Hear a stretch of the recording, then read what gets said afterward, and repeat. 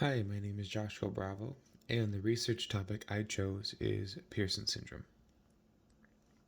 Throughout this presentation, we will be looking at the molecule affected, the cellular component, the cause of the disorder, as well as symptoms, diagnoses, and treatment, if any, along with additional statistics.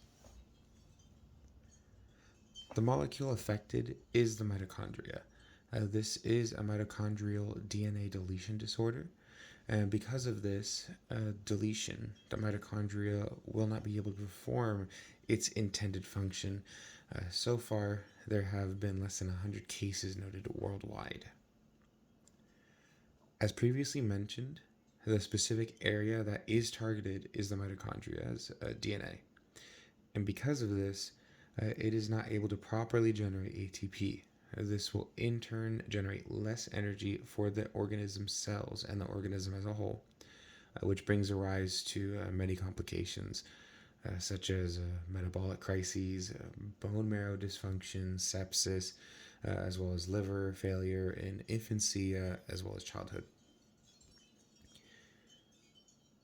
While we know the results of the disease, which is the DNA deletion itself, little is known about why this mutation is specifically occurring. As for now, we don't know that specific reason because it also is super rare to find patients in order for them to study as well. Since the mitochondria is not able to provide proper energy, it brings rise to a lot of complications, such as irregular effects to hematobiotic systems, the pancreas, eyes, liver, as well as the heart. Some patients also experience seizures, skin lesions. In addition to this, a lot of symptoms of Pearson syndrome overlap with other mitochondrial deletion disorders, such as KSS and Leigh syndrome. This also has most children passing before the age of 3, unfortunately.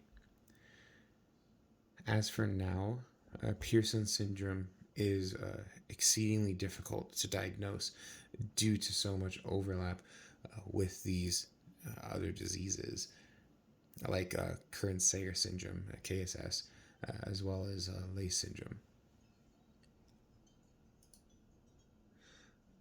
As for the treatment, there is no real treatment to cure this because it is the deletion of the DNA. There's no way to, put back all the nucleotide sequences that have been deleted. But they essentially have treatments to help manage the symptoms and make the patient as comfortable as possible.